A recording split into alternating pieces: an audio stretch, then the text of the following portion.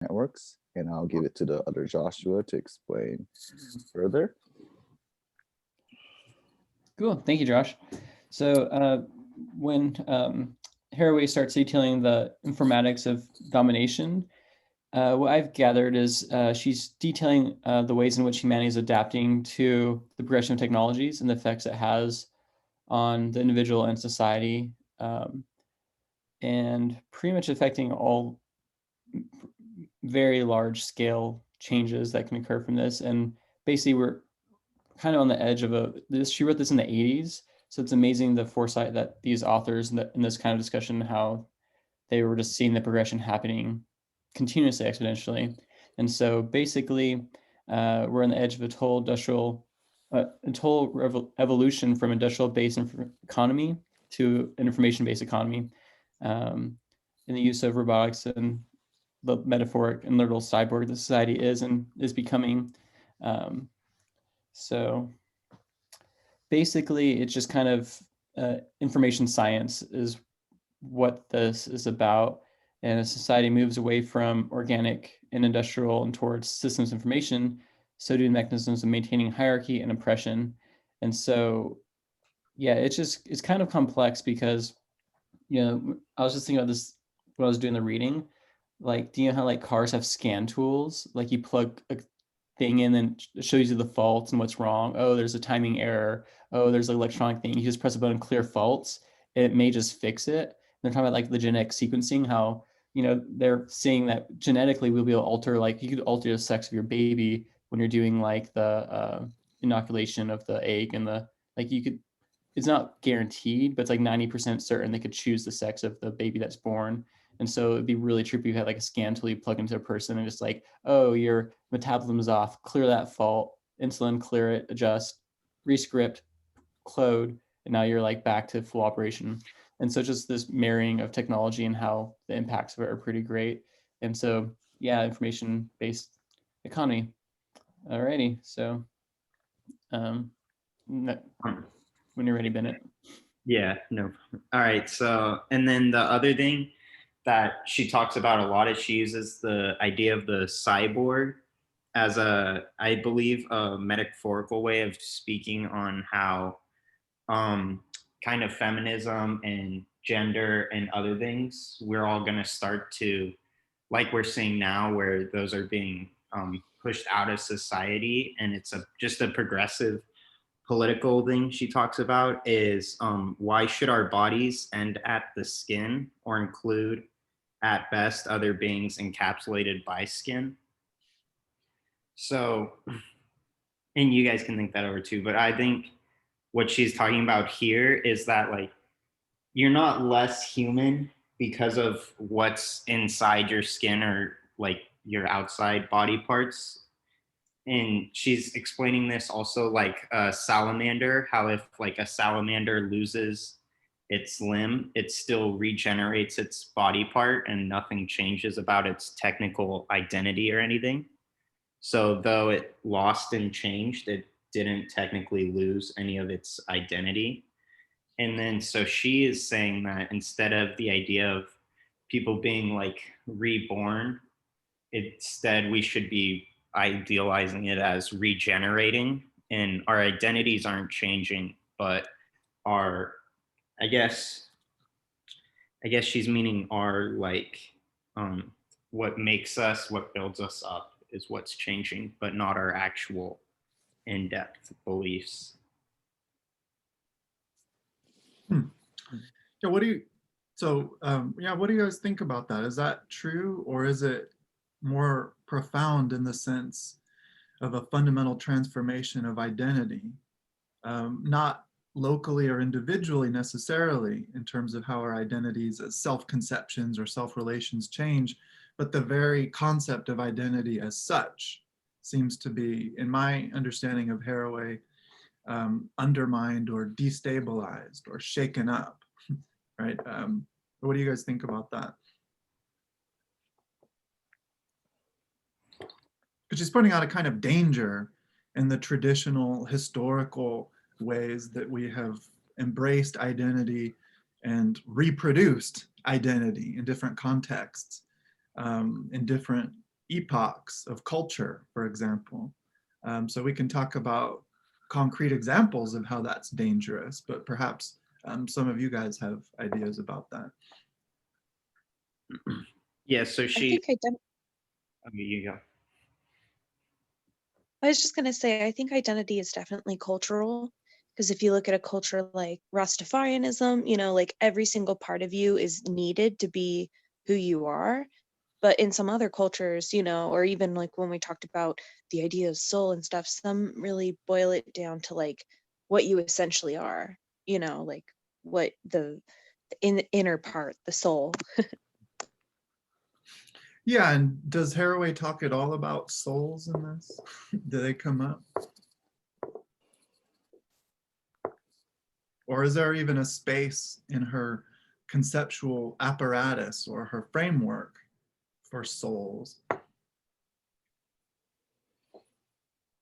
This reading was so techie. It's kind of like mind bending. Just like, it's kind of like what, kind of going back to your question about like identity and how she's kind of merging like, you know, mind, computer, body, robot, biology, system or software. Mhm.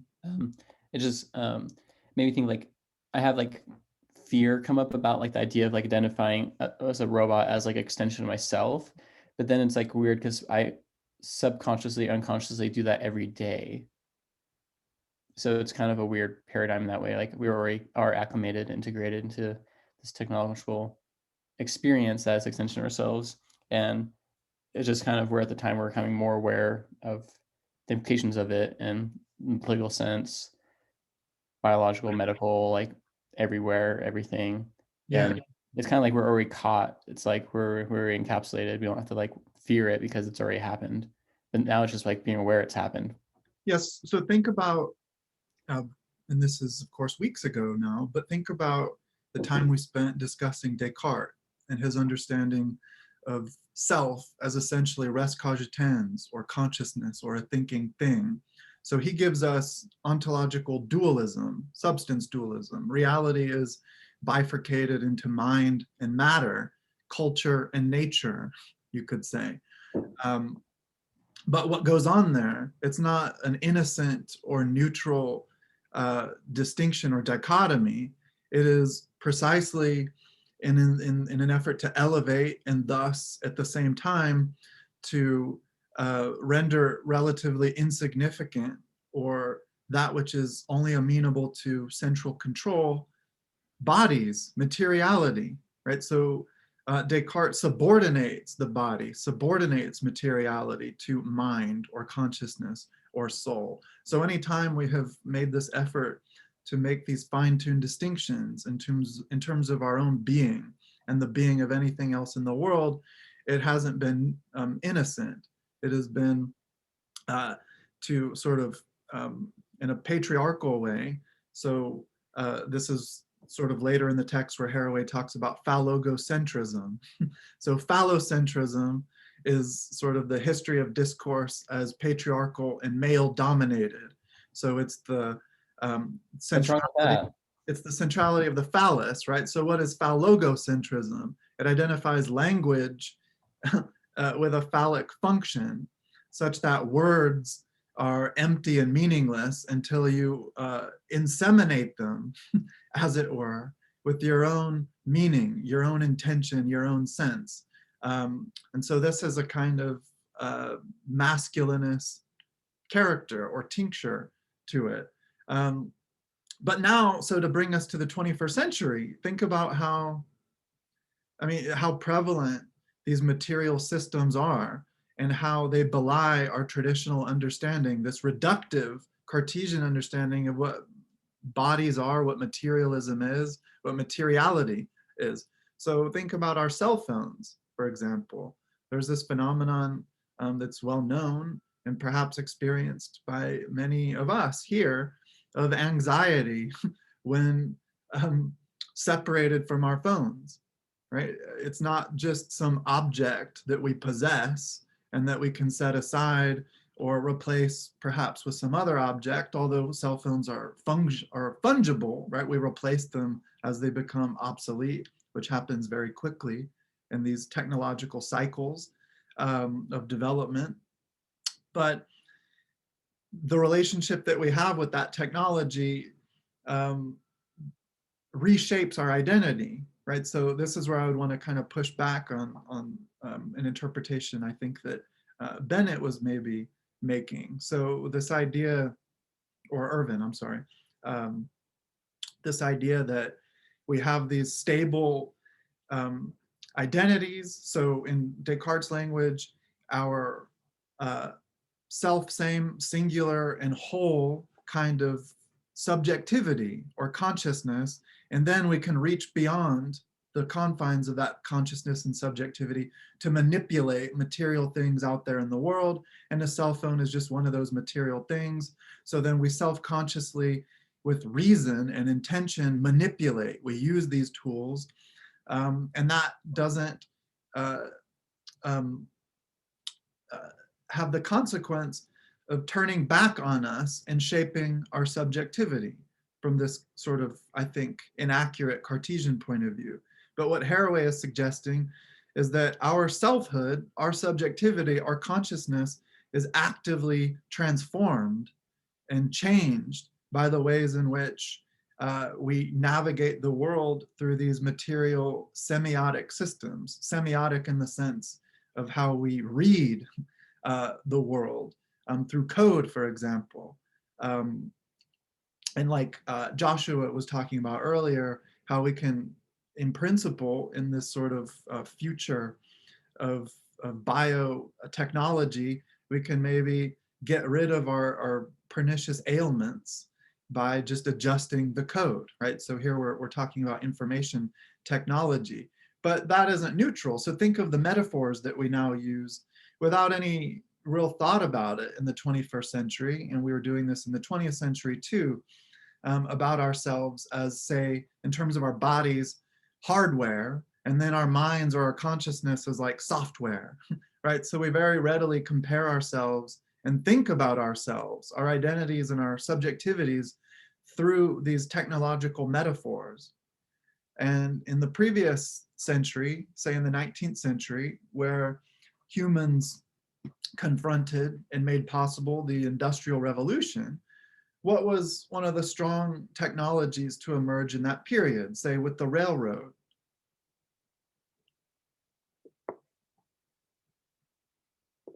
Like steam technology, right? So it was a common thing to use that as a metaphor to think of ourselves, say in mental health contexts. So the individual organism was experiencing these interior pressures that needed some kind of release. And so mental health practitioners would help you through medical technologies, through medication, so pharmaceuticals, or whatever else, often through invasive, problematic surgeries, would try to help you find ways to release that pressure.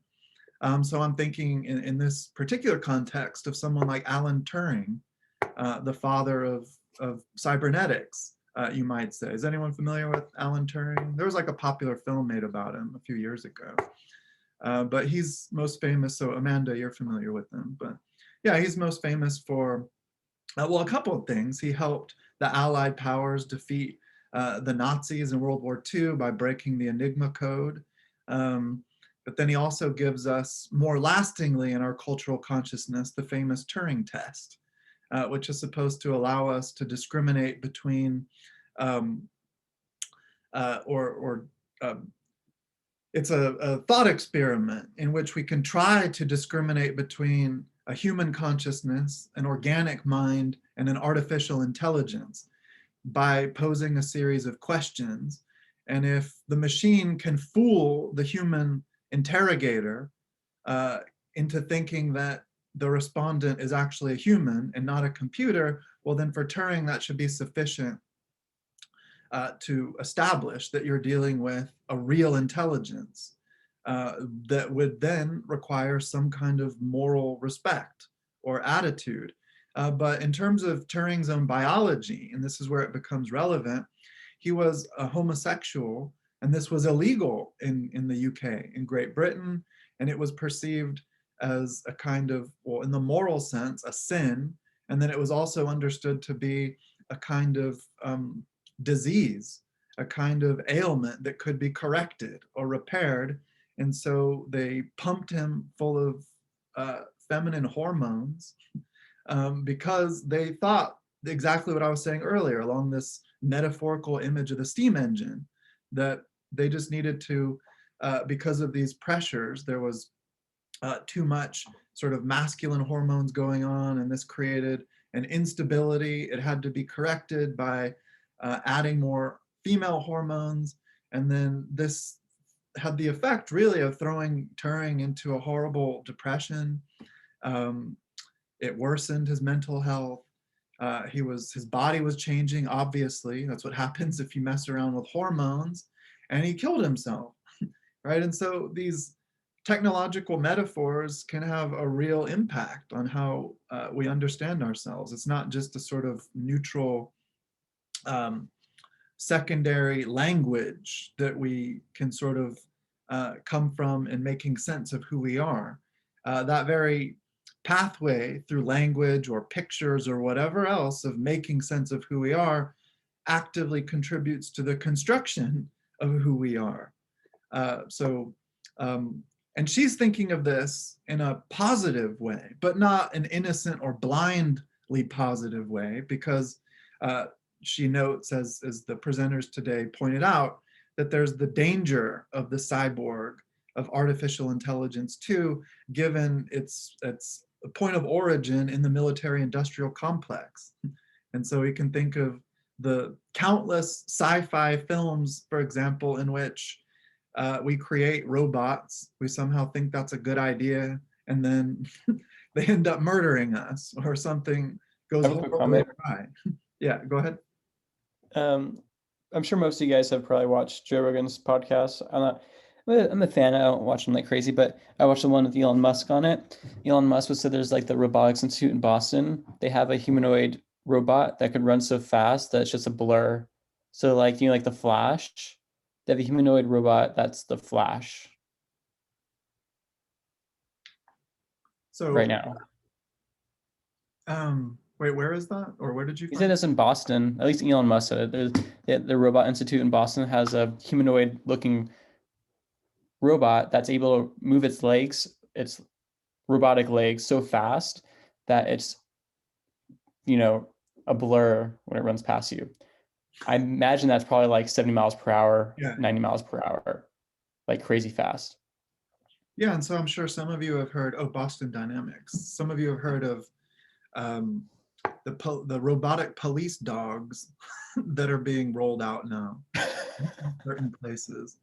They're not equipped with like monstrous teeth or any sort of weaponry or anything, but they can, the idea is they can be brought out in situations where there might be tension and police bias or fear or lack of training or whatever that sometimes, or rather quite frequently, results in violence, that can be forestalled by allowing this robotic police dog to come in, where it can't just spontaneously murder people.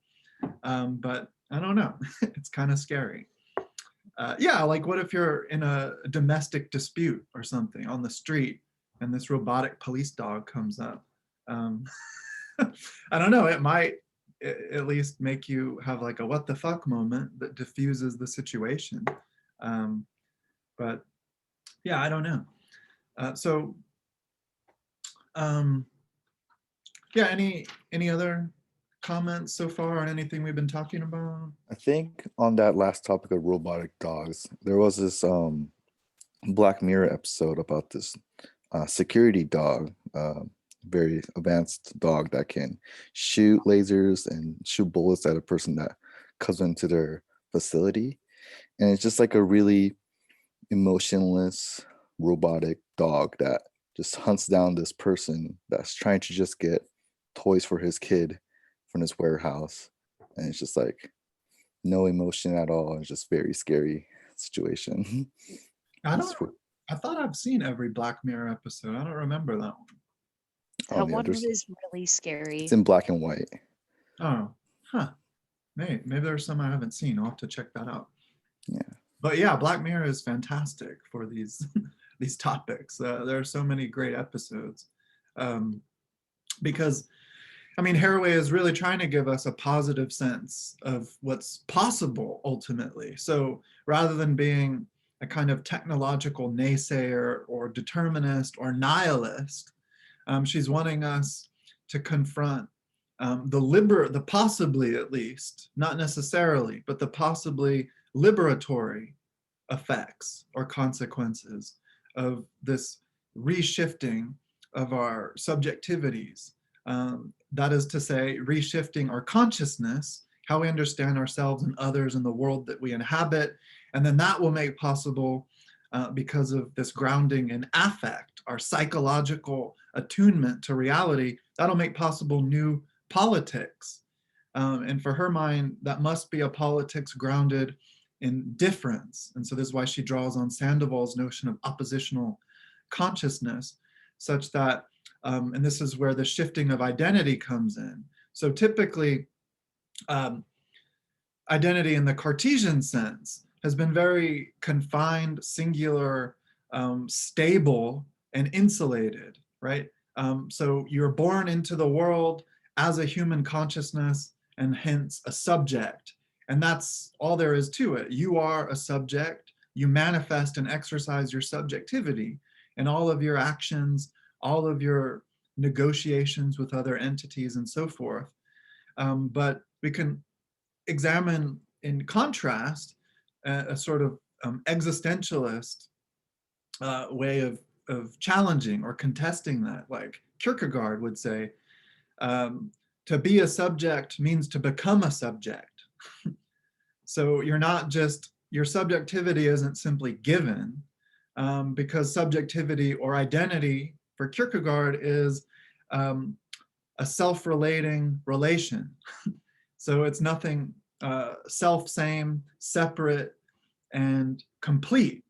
It's open-ended. And so Haraway, using technology, is sort of pursuing that idea about what it means to be a subject, what it means to have or to be an identity, and attempting to sketch the ways in which modern technology and the way that it implicates us and isn't just a value neutral tool that we can choose to use or not use.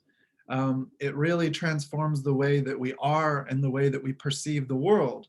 And that can really, in a positive way, so she's reappropriating concepts which in this intellectual tradition have always been negatively cast, pejoratively cast, like dependence or being partial, so not being whole, not being a complete self, imperfection, right? These, or corruption or pollution. So militating in this thought against the moral dominance of themes like purity, themes like perfection that we all are supposedly longing for in these sort of religious or sometimes secular myths. So this is why the cyborg as a thought figure and a metaphor and an example of social reality is so powerful for Haraway, because it has no grounding myth. It has no past that it longs to, as a ideation, that it longs to return for this kind of restoration. And so this desire that is supposed to be built in to what it means to be a human, to the very essence of humanity, this is an idea which we can trace back to the earliest moments of the Western philosophical and scientific tradition, with Plato, for example. So in the Symposium, I'm not sure if any of you have read that text, it's another very famous dialogue of Plato in which the central question is about the nature of beauty and the nature of love. But one of the most famous, and it's carried out by a series of speeches. So it's called the Symposium, which really just means drinking party. So you've got all these guys poets and physicians and in some way politicians are there discussing these things.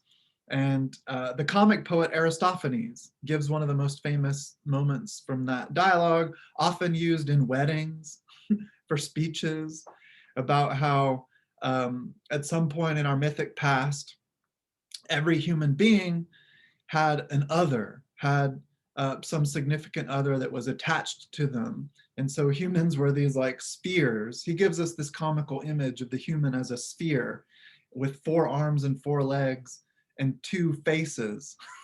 And the gods were outraged at some point because humans were self-satisfied and secure in their identities. They had love and care and so forth. So what did they do? They cut every human being in half and separated them from their other.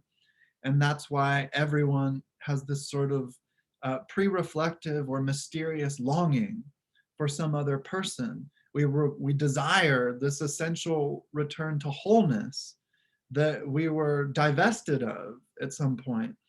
And so when you find your loved one, your lover, that's where you get this idea of the soulmate. You have been returned to your missing half. But the joke is, when that restoration happens, if you go back to the original image of this globular human, they can never talk to each other. So if they're restored to their wholeness, their faces are separate. They don't talk to each other. They don't need to talk to each other because there's no deficiency, there's no lack, there's no absence to traverse, to cross, there's no risk. So thinking now of Ursula K. Le Guin's story, 9 Lives, the getting into the habit of difference and the difficulty she talks about of meeting the stranger, how that can fill you with dread. Well, if we're returned to this original state of wholeness, that will never happen. But if that never happens, then we'll never have to relate to that which is different from us. So Haraway is sort of suggesting that we ought to understand ourselves as partial, as fragmented, because that means we're open. That means we're open to otherness, to recognize difference as difference. And so throughout this philosophical tradition, there's been this tendency in terms of these poles, these fundamental poles that mark a sort of space of continuity. So they give us a continuum. So on the one side, let's say you have identity and sameness, and on the other you have difference and otherness. So on the one hand, there's been a danger of appropriation and assimilation of difference and otherness. So going too far to that left side, the identity, the sameness side. And the danger there is, and this is where we find phenomena like color blindness or a false sense of equality, like, oh, I don't see race, I don't see color, every human is the same, they're all like me. Well, for example, when it's a white person, which is usually the case when you hear expressions like that, when it's a white person saying that, what that means is the racial or gendered or otherwise others are just like me. So I'm eliding all differences and I'm just elevating or privileging this sort of white man standard now. But then the other danger, the other extreme, is to relegate the other to like the capital O, otherness or difference on the other side, like you see in extreme forms of racism, like dealing with the racialized other as subhuman or other than human, turning them into a kind of monster, whereby you are too strongly, too exaggeratedly perceiving and ratcheting up those differences. And the result is a loss of what brings us together, what makes us the same. So what Haraway is suggesting is that we find some way to navigate this continuum in the middle, where we don't just assimilate or appropriate all otherness and difference to the same with a capital S, and we also don't relegate it to this distant abstract monstrosity or otherness with a capital O. So you could say, and I'll have to write this so that the capitalization works. So from this point of view,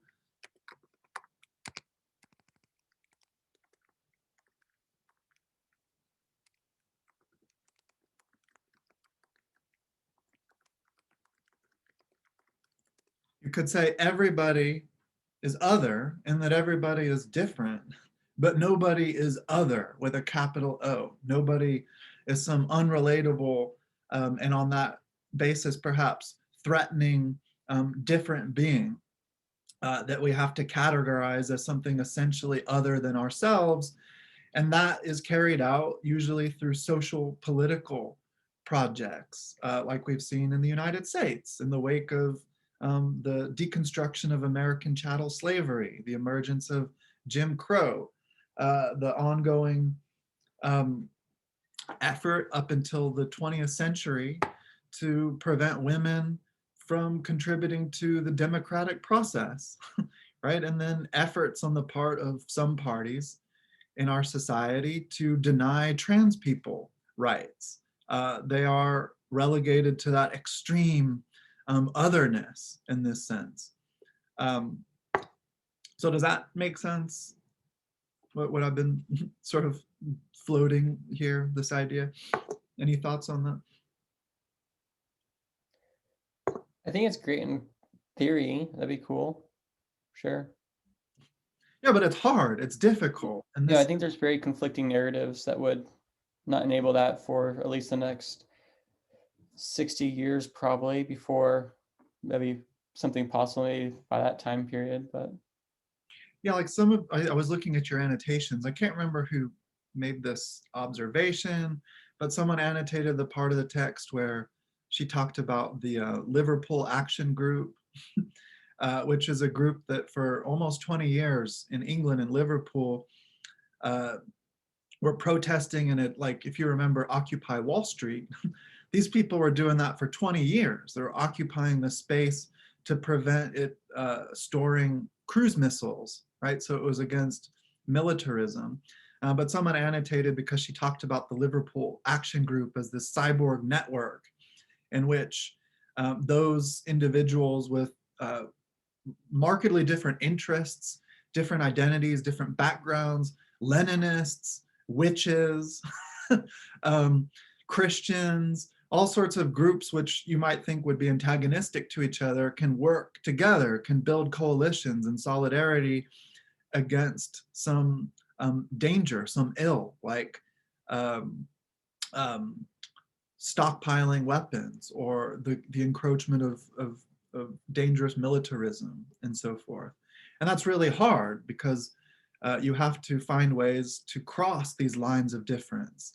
But her point is these boundaries by which identities have been kept distinct and complete and unchanging are in fact porous, right? We can move through them. And that is scary, but it's also, in this regard, hopeful in the sense that it can free us from some of our most pernicious social problems. And so you guys, especially the first Joshua who got us going, you guys, the presenters, talked about those three areas of breakdown, right? So human, animal, organic and inorganic, and physical and non-physical. So going to that breakdown of human and animal, and so now it might be helpful to turn to the text to work through some important passages together. Let me bring that up.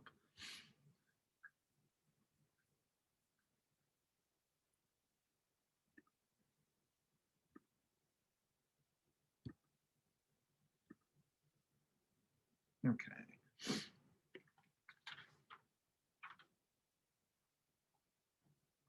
Let's see if I can find it real quick. All right. So this paragraph here, by the late 20th century in the United States,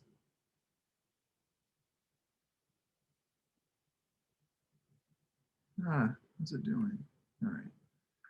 So I'm just highlighting that so you know where I am. By the late 20th century in the United States, scientific culture, the boundary between human and animal is thoroughly breached. The last beachheads of uniqueness have been polluted, if not turned into amusement parks. I love that. So the various ways throughout this tradition that humans have attempted to distinguish themselves from animals.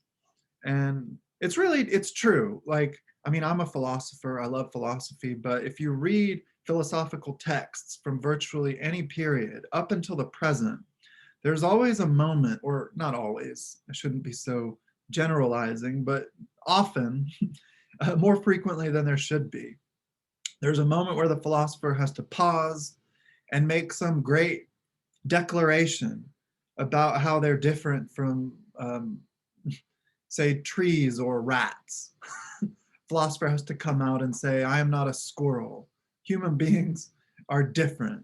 And so there have been various strategies to entrench this dichotomy between humans and everything else. So in particular, humans and animals. Language, humans have language and animals don't. Tool use, humans manipulate tools for our own ends. That is in accordance with a certain purpose. Animals supposedly don't. Social behavior, mental events, so ideas. But all of these fail, she says, especially here in the 20th century. Nothing really convincingly settles the separation of human and animal. And so think about how elephants mourn the dead, or how birds, like crows in particular, but other birds as well, have what appear to be funerals for their dead. That's an example of what we might call culture, right? And think about the ways in which animals perform various mating dances and rituals. Why should we not characterize that as culture? And in terms of medical technology, for example, like right now, it's becoming more and more possible for human beings to sort of harvest organs from animals to remedy whatever physical failings our bodies are undergoing. So for example, there's this recent effort, so in the last decade or so, on the part of scientists to create hybrid embryos containing both human and so cells from both humans and pigs or sheep, in order to grow like hearts, for example, in a pig that could be harvested for a human. So a pig will be growing through its own natural biological development, a sort of hybrid quasi-human heart that humans could harvest for our own purposes, right? So that's just an example of the fuzziness of this line, or of this blurred boundary.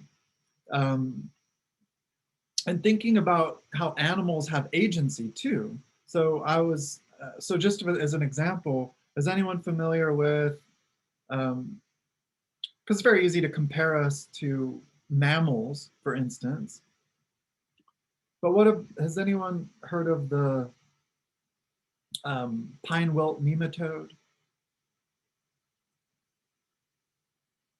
Oh, wow, I'm just reading the chat. So Daniel mentioned a cuttlefish recently passed the marshmallow test, a cognitive test for human children. What's the marshmallow test? Essentially, the marshmallow test is, for human children, it's like you place a marshmallow in front of them and you say, okay, so if you don't eat the marshmallow and you wait for however long, once an adult leaves the room, if they don't eat the marshmallow, when the adult comes back into the room, they get a second marshmallow. And it's this, it's a test for determining whether or not you can, I guess it's for self-control and for delayed gratification. Delayed gratification, that's the word. Yeah, that's what it's for. Yeah, and that, yeah, so I remember reading that maybe a year ago or so. Yeah, so thanks for bringing that up. Yeah, delayed gratification, as Cheyenne mentioned it, that requires what? Rational thought, right? You have to be able to make sense of the possibility of obtaining something better at a time that isn't now. So it's very difficult to imagine how instinct, in this really myopic and reductive way that we understand that in the history of these discourses, can achieve that. How does instinct allow you to cognize effectively a good or a benefit that is not now? That requires sophistication. So I was also thinking of the pine wilt nematode. So it's this tiny creature that lives its life eating the inside of, as the name suggests, pine trees. And it sometimes has to travel to new pine trees, but it can't do it by itself. So what has it done throughout its historical existence? It has been a stowaway on the Sawyer beetle, the pine Sawyer beetle. So the pine Sawyer beetle will fly from one pine to another and burrow into the tree to lay eggs for its young. And the pine wilt nematode has to attune itself in a very sophisticated way. It requires tremendous coordination with the life cycle of this beetle, because it can only hitch a ride on it, so to speak, in a particular moment of that beetle's development. So it has to wait, it has to understand what's going on, and then it can jump on the beetle, and it really rides on the beetle's trachea. And then when the beetle gets to a new pine, burrows to lay its young, the nematode puts itself into the tree's wound that the beetle had opened up. So it's also difficult to imagine how that's achieved through, again, this reductive concept that we have of instinct, that we have throughout this history used to belittle, to render relatively insignificant what animals are up to, what animals are capable of. I mean, by the way, this isn't even a kind of relationship between the nematode and the beetle that's mutually beneficial. The beetle gets nothing out of it. So it's not exactly a symbiotic relationship in the sense that it's mutually helpful. So, I mean, there are really countless examples of that. And then the next breakdown is between organism and machine. And so I think it was Cheyenne who asked a question about this, about, I think this was it. Maybe you can remind me, but about how engineers are like sun worshippers or something like that.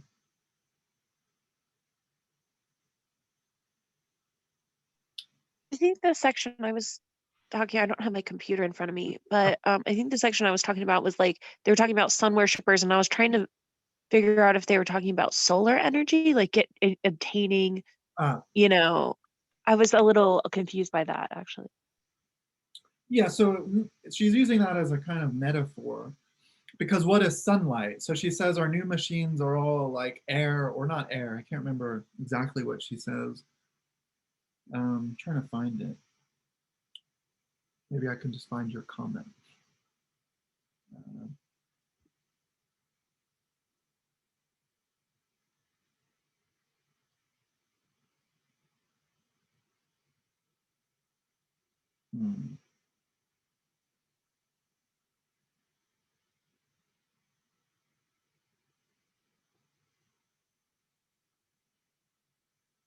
Oh, here it is.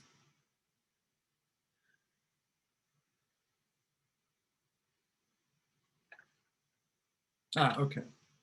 Yeah, so they're engineers. So here we're talking about cryptography, C3I. So that's, what is it? Command, control, and communication. So that's a kind of military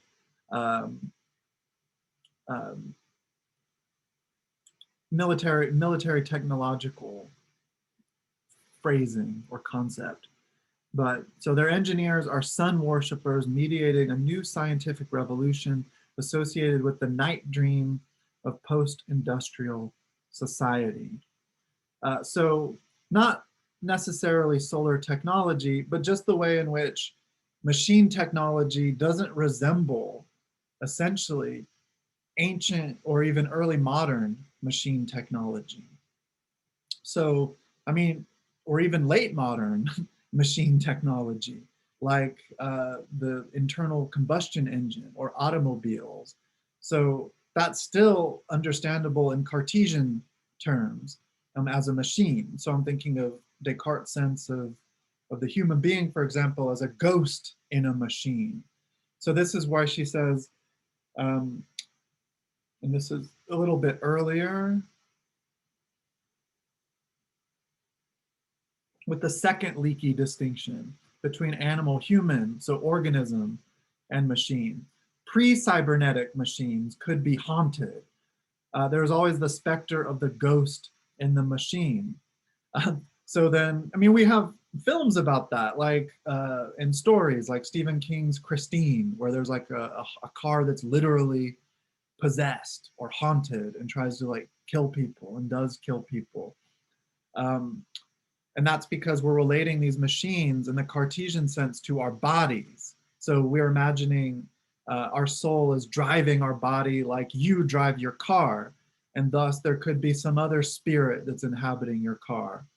But post-cybernetic or proper cybernetic machines, they're not like that at all.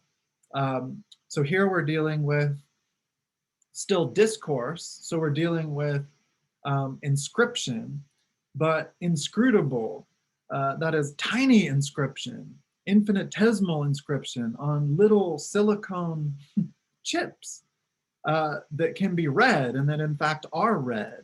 And so this is the basis of contemporary information technology. That is the material basis. And so it's more difficult to think of, say, a computer chip being haunted. So she's talking about, and this is really prescient, this is impressively forward-looking in the mid-1980s. So think about, for example, and there are all kinds of cultural jokes about this. We're making a different turn now towards bigger phones, but like in Zoolander, if you remember that comedy with Ben Stiller, there's a little joke about the tiny cell phone. There's a time when cell phones are getting smaller and smaller. And so think about nanotechnology now. Think about quantum computing and all these other efforts that rely upon the invisibility or at least inscrutability of the surfaces on which engineers are inscribing their code to get these machines to work. So that's the sense in which she's using the metaphor of sun worshippers, because we're dealing with, in this metaphor, the sun as the generator of sunlight, which isn't really material in the sense that we're led to think that. It's so small, it's so substanceless, right? It's so diaphanous. So does that make sense, Cheyenne? Does that help with that? It does, thank you. Yeah, no problem. And so think about, but now in terms like I mentioned with the way that scientists are creating these hybrid embryos, and so that has to do with the leaky boundary between humans and animals. Well, now think about how cybernetic we are. So by one argument, the fact that I wear eyeglasses makes me a cyborg, because my eyeglasses are an artificial or technological extension of my own native biological powers, my power of visual perception. My eyeglasses then are not some tool like a hammer, for example, that I can pick up or take away, but it augments my basic capacity for being in the world and engaging in various activities and relations. So then my eyeglasses, when they're functioning as eyeglasses, they disappear. And so think about something else too, like running shoes, athletic shoes. So now you can go to like an athletic shoe store and you can buy a pair of shoes for virtually every athletic activity. You can get running shoes, walking shoes. You can get shoes with toes built in them. so that you can be a barefoot runner. You can get water shoes. You can get tennis shoes. You can get basketball shoes, weightlifting shoes. For a long time, up until relatively recently, there wasn't even a difference between the left and the right shoe. People just put together these like pieces of cloth and other materials, and they're like, here, tie this shit on your feet. But think about it now. You're treating your body as a sort of high performance machine, which can be augmented in different ways. And think about, and so that's just talking about ordinary people who engage in physical exercise.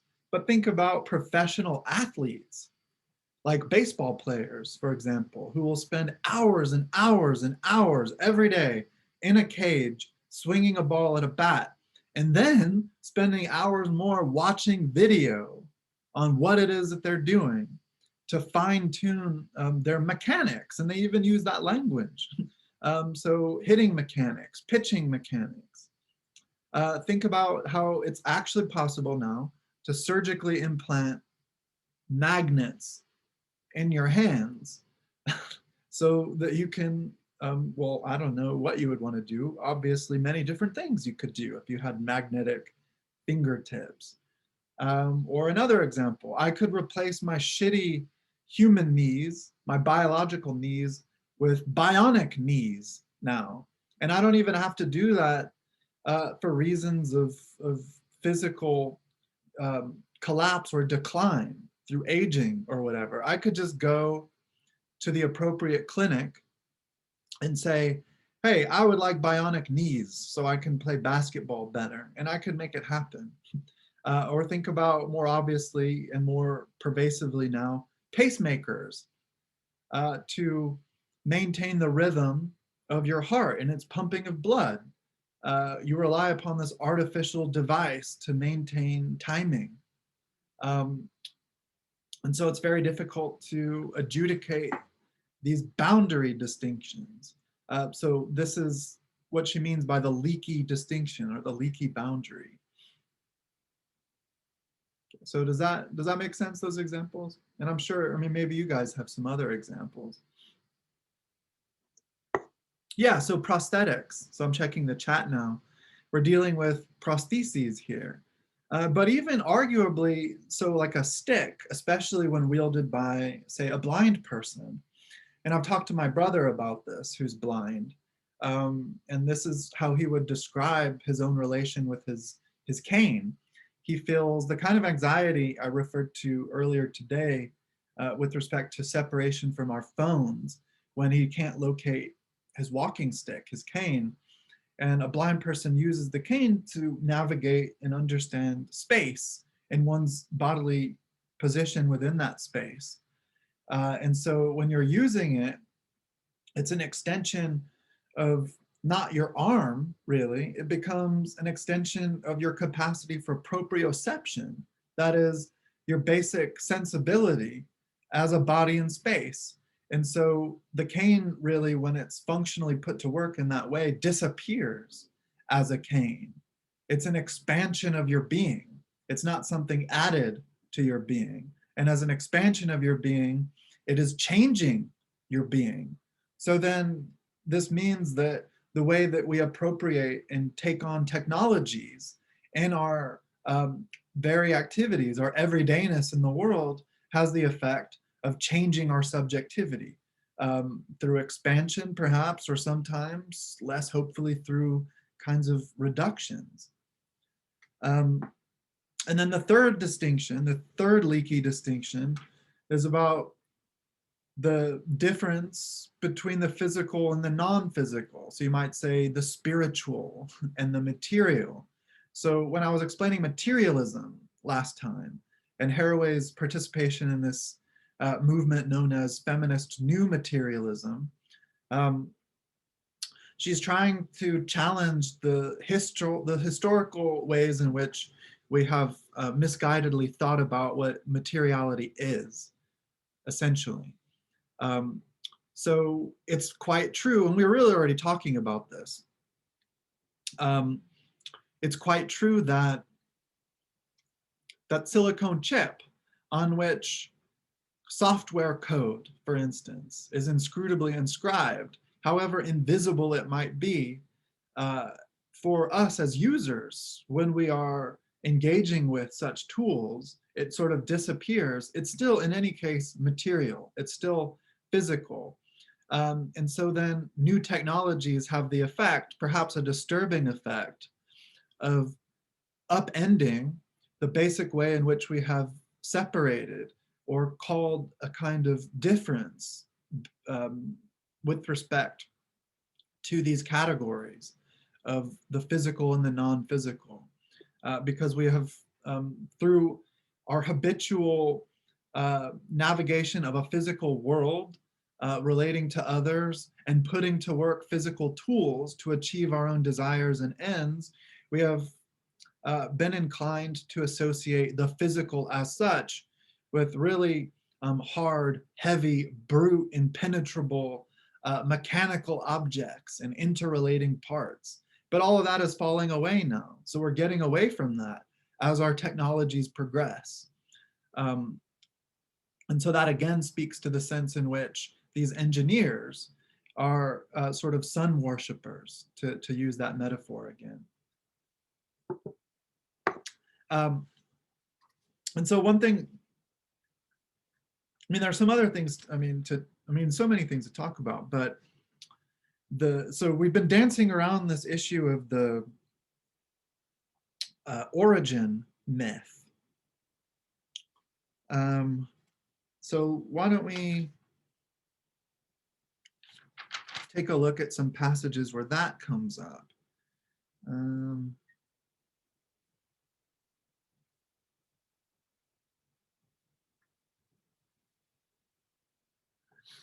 So right here,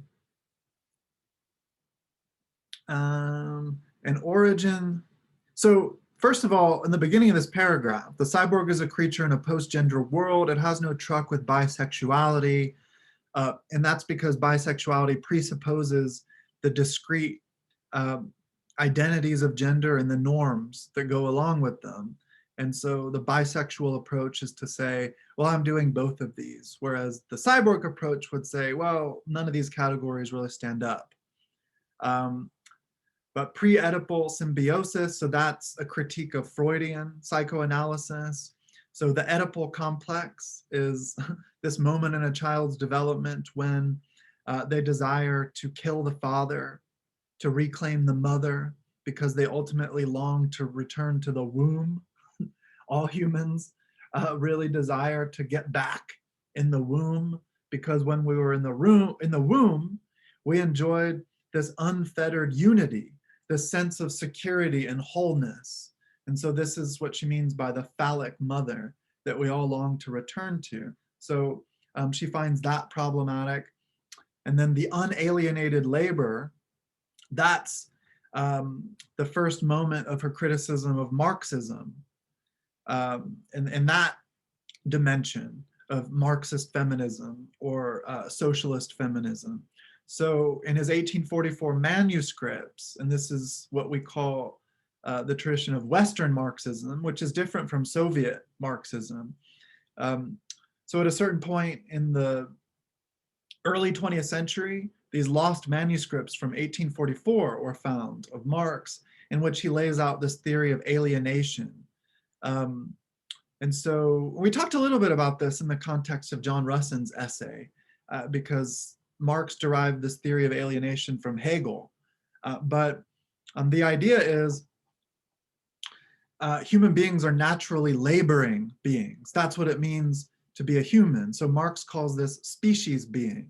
The species being of the human is of a laboring being. And labor means we reach beyond ourselves using our body to appropriate nature. We take nature and its products and we assimilate them into our own culture. In fact, we use them to produce culture, to generate culture, to satisfy our desires.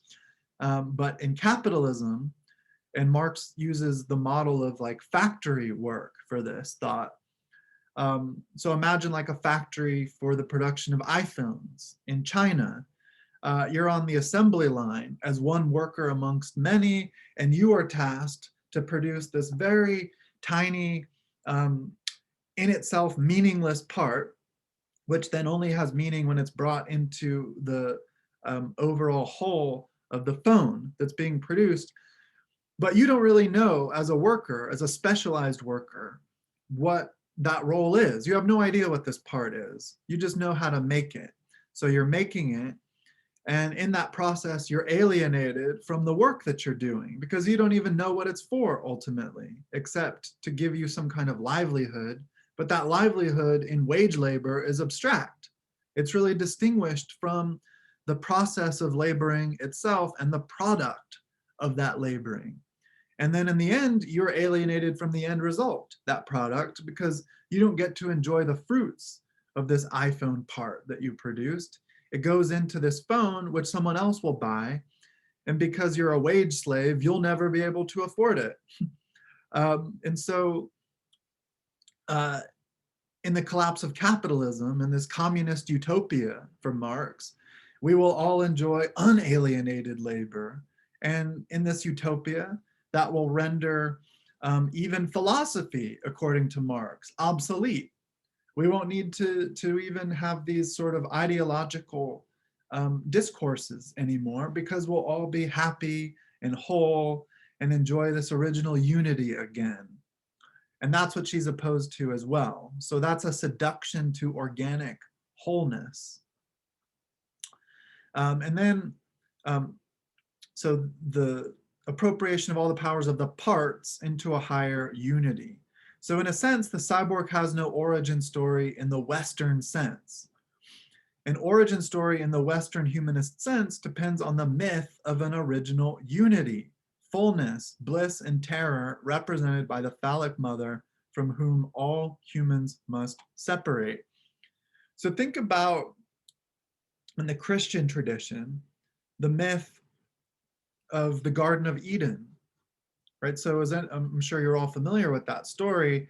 How does that, can anyone explain how the myth of the Garden of Eden, so the cyborg doesn't dream of Eden, as she says later, doesn't long to return to it, but how is that origin story a good example of the kind of problems with the sort of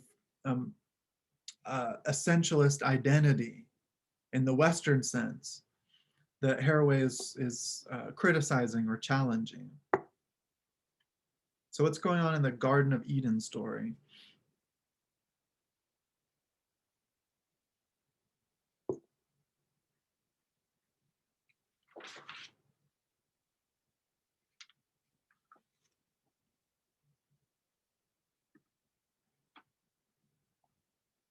Anybody?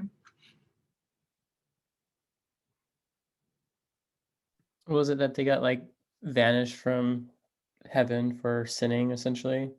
And so maybe kind of questioning to what, I guess is wrong, but Yeah, so Adam and Eve, supposedly the first humans, occupied a utopian space, right? So the Garden of Eden, in which labor as we understand it, labor as physically taxing, as difficult, wasn't necessary. So if you read the early scripture, if you go to the origin story in Genesis, you'll see that in the garden, the original humans had no sense of separation between themselves and the space that they inhabited.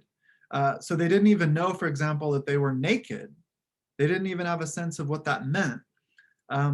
So they achieved and enjoyed perfect coincidence between themselves and the world that they inhabited, such that through no difficulty, they could satisfy their desires, right? So the earth was plentiful, the fruits were freely given, but then when they transgressed God's will, they were literally evicted from this space.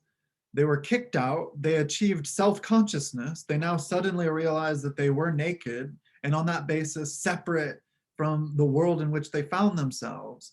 That is, they're now partial, incomplete, and they were kicked out, and they have to now suffer and do hard work to satisfy their native instincts and physical demands. And so they're always, even if implicitly, longing for a return to wholeness, to the original garden. And so that's the origin story that we often appeal to. And we think that we will be restored to that wholeness, a return to divine presence, for example, when we die. And that will be better because then we'll no longer be partial, we'll no longer be incomplete, we'll no longer be disposed to reach out towards otherness.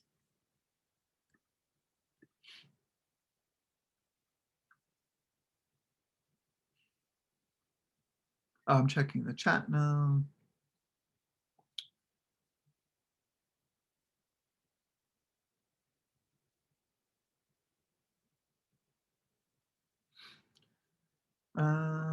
Sophia was saying, I fell for the manipulation of an all-powerful source who's a master of manipulation, and from it comes a complete punishment of mankind. And then Isaac, to be fair, Fia, the manipulation was quite, do you mean quite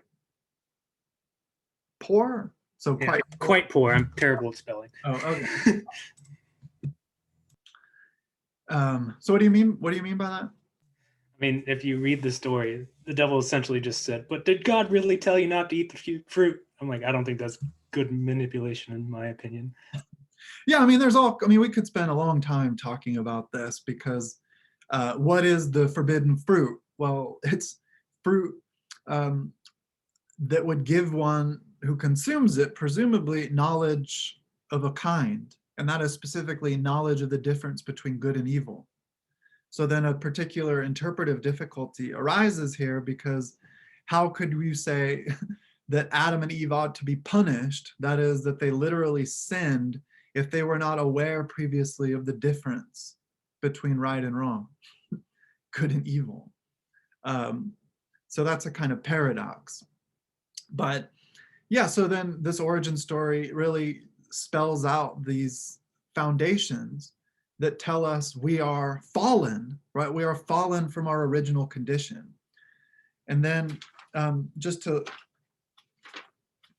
look much later into the text, let's see.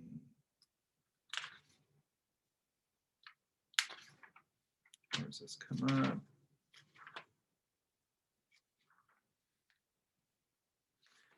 Yeah, so later on, and I'm sorry I don't have the page number here, but she says there are several consequences of taking seriously the imagery of cyborgs as other than our enemies, our bodies, ourselves. Bodies are maps of power and identity. Cyborgs are no exceptions. A cyborg body is not innocent.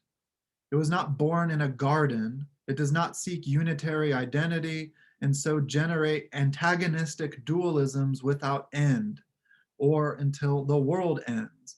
It takes irony for granted. So the human was then, upon being evicted from the garden, given the task of dominating material nature, which was understood to be something other than the human.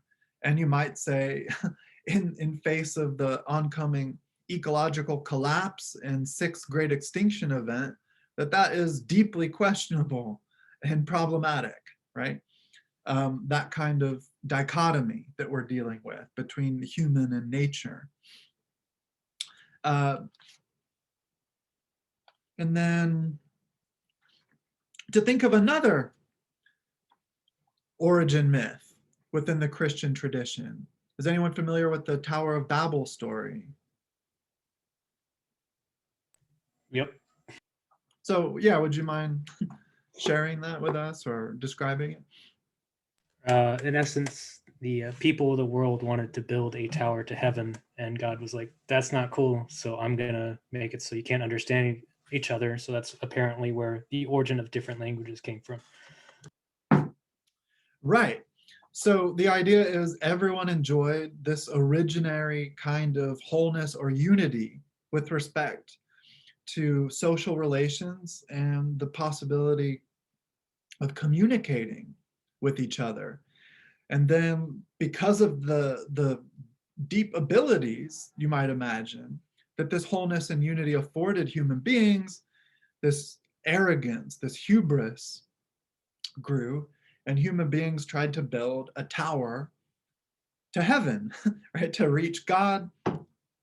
God was furious at this, knocked down the tower, which resulted in the splintering, the fragmenting of all of these historical people into discrete languages, such that they could no longer understand each other.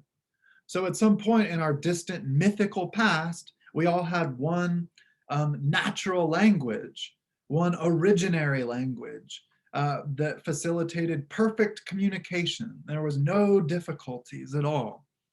And it's only because of a sin that difference in this regard, discursive difference, communication, linguistic difference, was impressed upon us as a punishment. And then we all long now to return again to this originary wholeness, this original unity that we lost. And so that's another problematic sort of myth. Haraway is suggesting that there was never this sort of original unity, because humans are essentially, if you could attribute any essence at all to us, finite beings. That is to say, incomplete, fragmentary wholes that have to reach beyond ourselves to otherness and hazard imperfect interpretations. And from this, we get all sorts of problems and difficulties and suffering. But that's also the only option available to us. So we have to find a way through this cyborg politics, she's suggesting, to come to terms with our partiality, our imperfection, our lack of wholeness, and to not see these things as moral deficiencies, but really as opportunities for a deeper, more authentic self-understanding and way of relating to others in the world. So another point related to that in the text, so I'll just read from my book here, Cyborg Politics. This is about cyborg politics. Cyborg politics is the struggle for language and the struggle against perfect communication. So there is no perfect communication against the one code that translates all meaning perfectly, the central dogma of Phallogocentrism, as I mentioned it before. And this, she thinks, is a misguided way to understand the very concept and role of language, that language is about communication, and communication is about the perfect transference or expression of ideas and understanding, such that I can just, like doing an airdrop, so to speak, from my laptop to your cell phone, I can just sort of drop my idea into your mind without any difficulty, requiring interpretation, without any energy loss, you might say. That's simply not the state of reality. That's not how things are. She's giving us this picture in that regard. Okay. So are there any other moments in the dialogue or the reading that you had questions about or that you wanted to talk about? What about these few oblique references to Foucault, Michel Foucault, and biopolitics? Did anyone make sense of that? So what is biopolitics?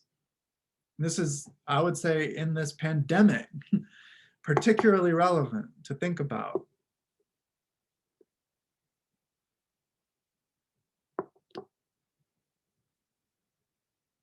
So she's kind of, first of all, accepting the fruitfulness of Michel Foucault's idea of biopolitics, but noting at the same time its limitation, and thus pitting against it more helpfully what she calls cyborg politics. But what is biopolitics? Or Foucault uses the idea of biopower. Is anyone familiar with that, or has anyone heard of at least these terms before?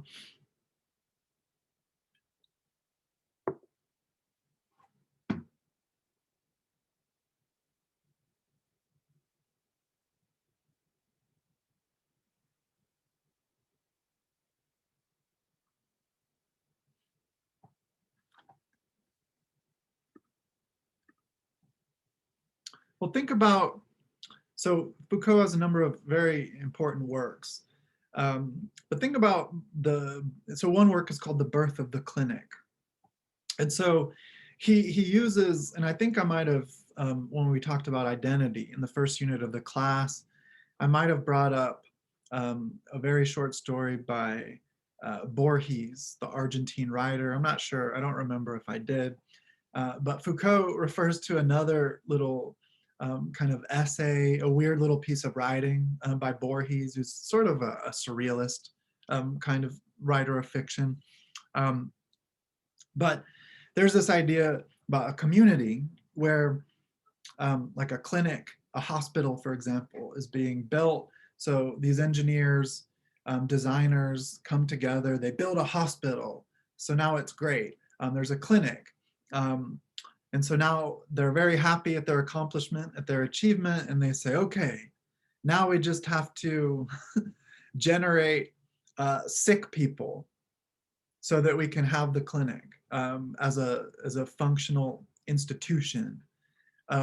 So then the very emergence of something like a clinic means you need to create ill people, sick people, such that if there weren't sick people before, well, you damn sure got to make them now. Otherwise, what did you go through all the trouble of creating a clinic for?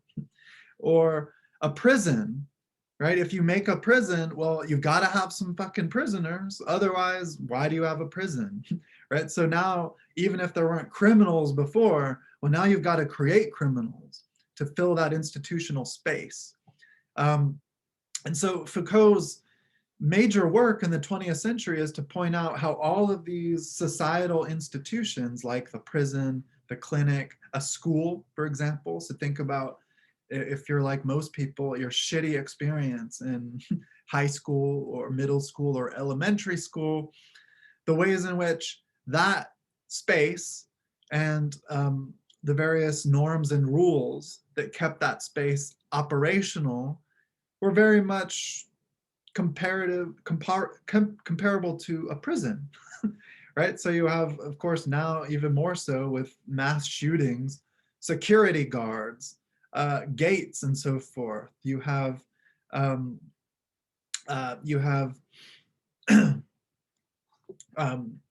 metal detectors and so forth. And so all these various institutions are institutions for societal control. In other words, biopower. So using biological organisms, in this case, we're talking about the organism of human beings, as mechanisms or means through which different forces can articulate and consolidate their power or their share in power. And so all of politics for Foucault is essentially about the expression and maintenance and consolidation of power, one way or another. So think about, however important, obviously, and I'm not denying this at all, and a Foucaultian wouldn't either, but like the mask mandates or social distancing. So we're treating human bodies as elements or objects that are functional within a system of political discourse and political control. So biopolitics is the place of interface or the place of intersection between politics and health or biology. And so in that series of shifting models that she gives us, so in the informatics of domination, one of them, let's see. So in the past, biopolitics was focused on hygiene, right? So making sure people are clean, if they're to enter school spaces, or if they enter the hospital, to clean them up, right?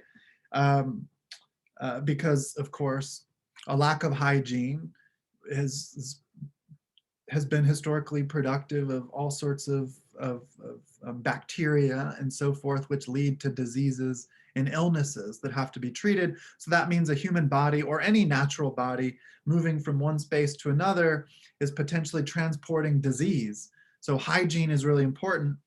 But then now it's about stress management. So this is another sense in which she's so forward-looking and prescient. So think about now the more acute, the increased emphasis on mental health categories, that we need to find ways to manage anxiety and depression, which is becoming more and more widespread. And that's something comparable to the efforts to manage hygiene, right? But now it's understood to be a kind of mental or cognitive cleanliness. And that is a biopolitical design and end, because we need people in a capitalist society to be healthy and functioning to achieve the work that we need to get done. But now in the grip of the pandemic, the central concern with hygiene is now presented in a different way. And so we have to control and manage bodies for a different reason, but obviously an essentially related reason. Yeah, so I'm checking the chat here. Thea said anti-maskers realizing what it's like having politics regulate your body choices.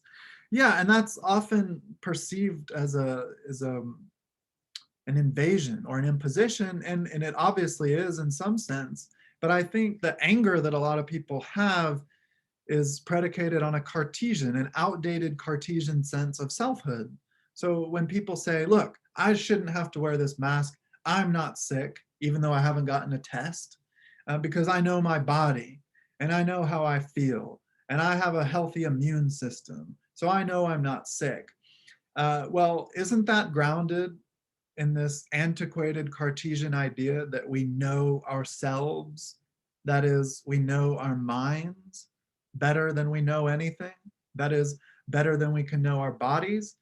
But we are undeniably our bodies, as Descartes even says, in connection to this notion of the ambiguity when it comes to the difference between mind and body. We can't just jump out of our skin, as it were. And so there's all kinds of weird shit going on in our bodies to which we have no access. So we don't really know ourselves. But people tend to think that they do. But our bodies are very strange. And in a strong sense, we are our bodies, to the extent at least that we can't simply choose to deny that bodily component. Okay. So any other thoughts or comments about the text?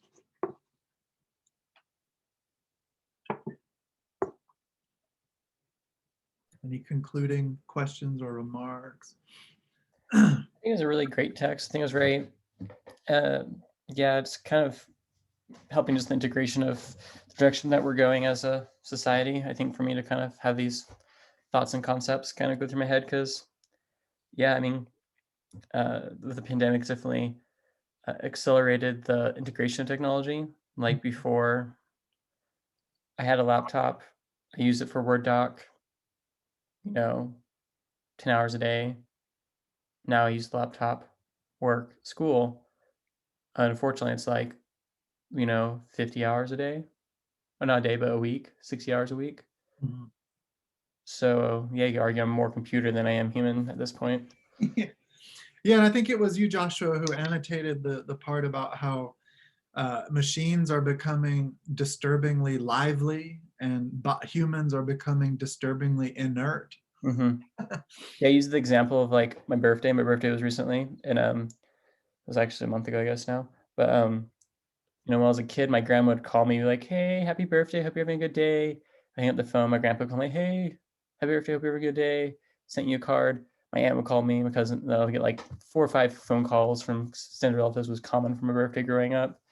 And now it's just Facebook, happy birthday, balloon, confetti Yeah. from everyone. I don't ever get phone calls or no one interacts, and you call them, they don't answer. People are kind of like phone phobic these days. It's all text or Facebook posts. Yeah, it's funny like how the boomer generation in many cases has seemed to just fallen right into social media. Even more so, like my grandma, my parents, they're always like, my mom does like 20 Facebook posts a day. I do like one a 6 months, one a year kind of thing. That's It's funny. My insane. dad remarried his current wife like 6 years ago or something, and he like sent a Facebook message to people about it. And then he was all mad. He's like, "Well, you didn't wish me congratulations." And I'm like, "For what?" And he's like, "I got married." And I was like, "Well, how the fuck was I supposed to know? I sent you a Facebook message." Like, Yeah. wow, you think maybe a wedding deserves like a phone call at least? Or I'm deleting my Facebook. It's just ridiculous. yeah. You know, people, it's like I've actually seen like a huge decay in society in the last 5, 6, 7 years because of social media. Like, I mean, I grew up in a small town, so granted, there's that, but there's definitely like you go like knock on people's door and say hello just because. Now it's like you didn't text me before you came. That's Yeah. invasion of privacy. Yeah, what are you doing here? Yeah. And literally, like when I was younger, I used to knock on the door, open the door. Hey, anybody home? No one's closed. Like, all right, they're not home. But now it's like, it's very, very. The norms are not. They're not very human. It's very like robotic and sterile, and it's kind of coming. I'd say it's just a decay in society because of these technologies not integrated properly, and then also major addiction too, because now people like they're completely fine just being on social media. They don't really need to have birthday parties and go out together just because, like, I mean, people that do, but you have to kind of be more like um, wealth is associated with social availability these days. Because now I'm a young father. Like everyone I know that's my age as kids, they are swamped. They have no because everything's so independent. There's no cooperation, so things aren't easier. Like if I'm away from all my family, so if I was closer, my dad make me food, my uncle make me food. We go for dinner, have a dinner. We're not cooking, we're not doing dishes. Stress relieved and social interaction. But because we're kind of all segregating, moving to cities and where jobs are and this or that, like the individual nature is so ineffective and inefficient that people are just overly burdened, don't have time for important things like socialization. And because of that, they turn to the easy outlet, the easy drug, which is social media, and therefore are in a dependent cycle to meet their needs through social media, but never truly meets their needs. And so it's kind of like a drug that doesn't meet your need, but kind of more just stimulates the greater desire for that need and perpetuates a cycle for more drug. Yeah, I'm sorry, I was distracted by Hammy here. Is that a hamster, I guess? He's a Syrian hamster. It's funny, every time we're lecturing in your class, he always comes out. I think he likes certain voices. And like he just scratches until I hold him. Oh, that's cute. Yeah, but thanks. Yeah, I think you're right, Joshua. So yeah, thanks for sharing that. Social media, and you might say that this is something that Haraway doesn't address adequately or really at all, and she shouldn't necessarily have to. The extent to which she's prescient is impressive and far-reaching enough, but she hasn't really set us up to adequately see the shit show that in 2020 and even before, like dealing with politics and elections and all these other conspiracy theories and so forth that social media would open up for us, or even if these problems were already present in some way, they became severely exaggerated.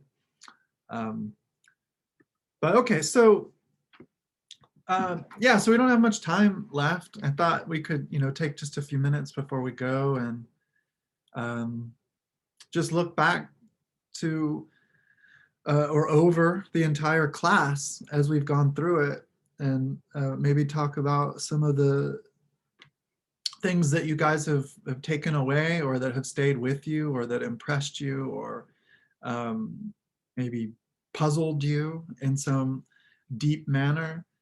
But what are some of the philosophers, or some of the ideas, or some of the questions or themes over the last 10 weeks that really stood out to you, or that you found significant or important?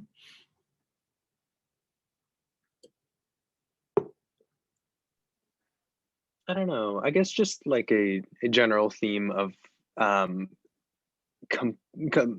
considering like completely different perspectives, different like philosophical fields and stuff. Like David Hume, I don't necessarily like agree with everything he says, but like his arguments haunt my every waking moment sometimes. So yeah, I think this class has forced me to use my brain in a very different way than I have in the rest of academia, and you know, I appreciate it for it. Good, good. So yeah, I'm glad Hume kind of stood out to you. He haunts me too, by the way, and I'm not an empiricist by any means. I mean, that doesn't mean I'm against empirical approaches, but as like an epistemology with its particular tradition, that's not where I find myself as a philosopher. But Hume is certainly someone whose arguments you have to take seriously and confront. Cool. So other thoughts? What about some of the rest of you? I was really interested with the limits of knowledge, and also the concept of dual consciousness. And I agree that just being in this class kind of helps think about things differently, and think about things from multiple perspectives, not just what you kind of like argue for. Not only to expand your idea, but kind of like how we were talking in the beginning, of questioning so that you can have a firmer understanding of what it is you believe in the first place. Good, good. Yeah, so we're often, I think, in society set up to think of questioning in a disturbing or unsettling way. So there's resistance, like, how dare you question this belief that's really tied up in unseen but intimate ways with my identity. It's interpreted as a kind of affront or a threat. But in that way, then studying philosophy can make you humble and open you up in such a way that questioning is seen as fruitful and positive, as a clearer articulation of what it is that you believe. And it gives you an attunement to the various sources and origins from which these beliefs emerged. So to give you a sense of self-understanding in the way of how you came by these different beliefs, and why you hold them rather than other beliefs, and what the implications or consequences of that is, in terms of how you live your life, or in terms of what you perceive as possible, or of how you act in everyday situations.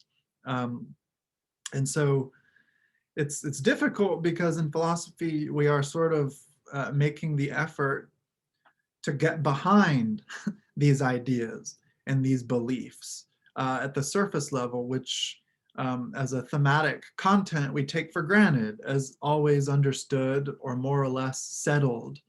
But in our effort philosophically to get behind these things, or to use the metaphor of working on a car, so to speak, getting under the hood, that has the effect of loosening up the threads of the very fabric that make up your identity and how you understand the world, such that you see the real contingency involved, that it doesn't have to be this way. There are all these other possibilities, and this sets you up to traverse those lines of difference, to better understand where others are coming from, why they think the way they do, and to tease out those consequences and implications in that regard too. Cool. So any other thoughts about the class and what you've taken away from it? Yeah. I've noticed that I've had a bit of a hard time connecting with each different philosophy or each different thought style. And I don't know if it's because I'm so rooted in my own personal philosophy. I have a bit more of a background in anthropology, which is built largely on postmodernism. And I don't know if it's because I'm so rooted in that thinking, but I have had the hardest time like stepping away from that and trying to find like the grain of like truth in each different style and actually like take in and understand like what is happening here. Like I've eventually gotten to that point, but it has just been so hard. Yeah, I'm glad you shared that. Yeah, so in terms of postmodernism, I mean, postmodernism is it's really become a punching bag, I feel like. And people have even gone so far as to lay Trumpism at the feet of postmodernists, like It's like the antithesis of postmodernism. yeah, like Derrida or Bruno Latour most recently, because they deny truth, right? They deny these overarching truth narratives. And I think that's misguided. So I subscribe myself to certain important elements of postmodernism, as should be clear by the favor in which I hold Haraway as a thinker. So she's a postmodernist thinker. But one problem, though, with postmodernism and those who come to it from outside the discourse of philosophy is it kind of sets you up to use these prepackaged concepts and ideas almost like a bludgeon, a critical bludgeon. And so it becomes easier to criticize and to say why this is wrong or where the fault lies or where problems are laying in wait rather than understanding what's actually being said.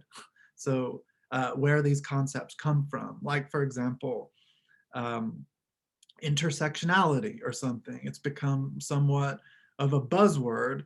Now it has important conceptual content to it, but it can be used in a shallow and superficial way if you don't grapple deeply with the philosophical sources, which are also historical sources from which this concept emerged.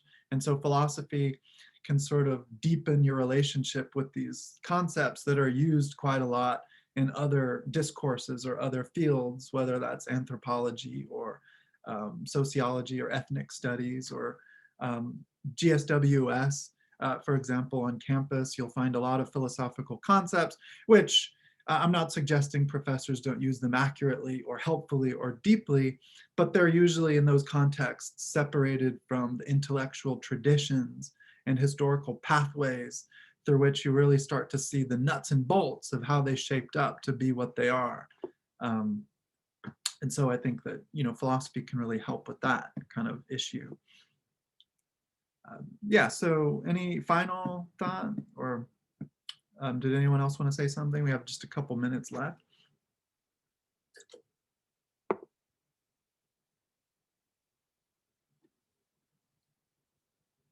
No, well, all right. Well, again, I'm sad to see the end of this class. I think it's been a really great term, and I wish we had been able to meet each other and spend time with each other in these conversations in person. But I think we have stayed with the trouble, as Haraway would put it, and we found a way to do something really worthwhile and meaningful together. So I appreciate all the work that you've done and just your commitment to the class and the questions that you ask and so forth. And I wish you guys the best of luck in finishing all your other classes and your coursework in general in SOU. And I know a number of you are signed up to take some of my other classes like philosophy of art in the spring, and that's great. I look forward to working with you more.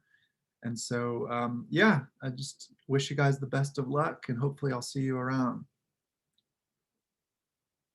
Cool. Thanks so much, Dr. Harmon. All right, guys. Well, if there's nothing else, take care. And I'll be reaching out with an announcement about the informal paper writing workshop. And let me know if you have any questions about the final paper. And, Thank you for all your well wishes. Have a Thank good you day. very much. Thanks for the class. Great. Take care, everyone. Thank you. bye, guys. Thanks.